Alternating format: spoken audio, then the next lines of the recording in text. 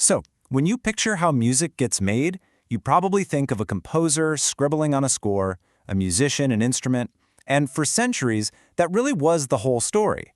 But then in the 20th century, this new machine came along that didn't just change the sounds we hear, it completely rewired the very act of making music itself.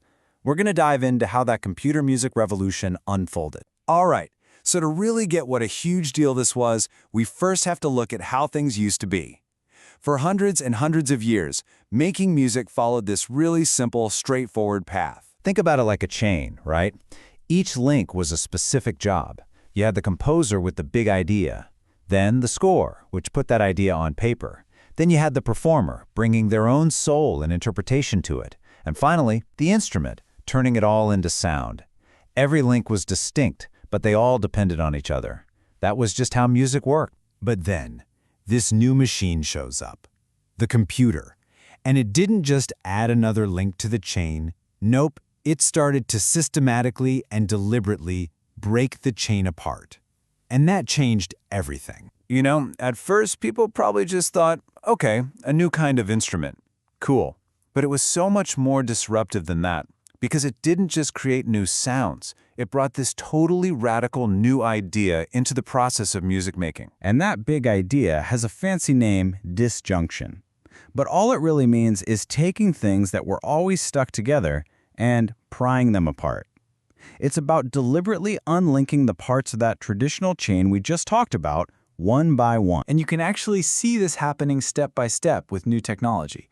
So with a violin, your physical action and the sound it makes are one and the same. But then you get something like the theremin, where the player's body is completely detached from the instrument.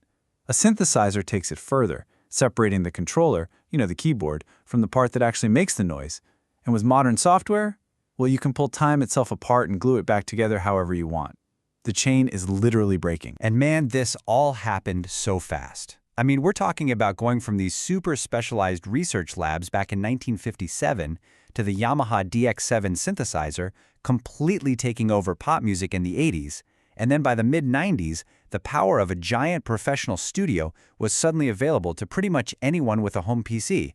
It was an explosion. And this, right here, this leads us to what is maybe the most profound change of all. The computer didn't just let us organize sounds in new ways. For the first time ever, it allowed us to actually compose the sound itself, from scratch, from nothing. How? Well, it's all about something called digital sound synthesis. And what's so incredible about this is that you're not recording a sound that already exists out in the world. You are literally constructing it from numbers, building it up from its pure mathematical DNA. The composer John Chowning, who is a huge pioneer in this, he put it perfectly. He said that this new technology lets a musician move from simply composing with sound to composing the sound itself. That's a huge leap. So this just completely blew the doors off the composer's toolbox. Before, you were thinking about notes and rhythm and dynamics, the usual stuff. Now you're a sculptor of sound. You're messing with the raw waveforms, the audio spectra, you're designing algorithms, you're even placing sounds in this perfect imaginary 3D space. It's a whole new world. And as the technology got smarter and more sophisticated, the computer's role started to change. It wasn't just a tool anymore. It was becoming, well, an active creative partner, both in the studio and up on stage. So what does that even mean, a creative partner? Well, one way is through what's called algorithmic composition. It's this wild idea. What if you could use mathematics or statistics or a set of rules you programmed yourself to actually generate music? Composers like Ioannis Xenakis started doing exactly that, exploring these creative spaces that a human mind just couldn't get to on its own. But, and this is a really important point, most composers who do this don't see the computer as the composer. Not at all. It's more like the world's most powerful assistant.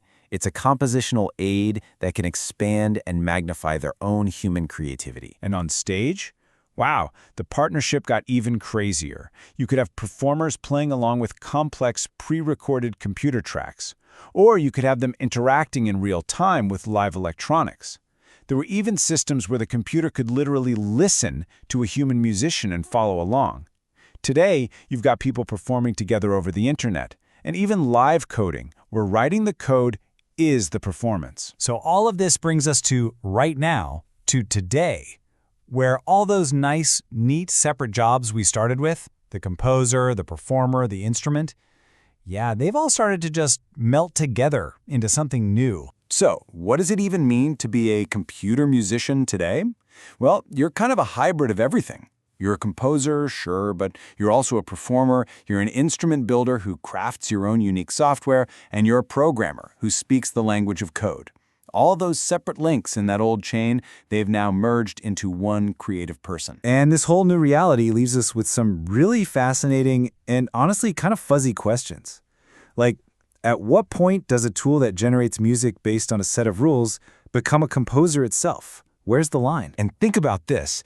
When does an instrument that can listen and respond and react to you stop being just an instrument and start becoming a performer in its own right?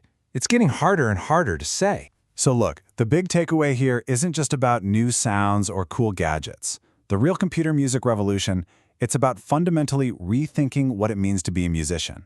As our machines keep evolving from simple tools into these complex creative partners, the very definition of human artistry is being rewritten right in front of us.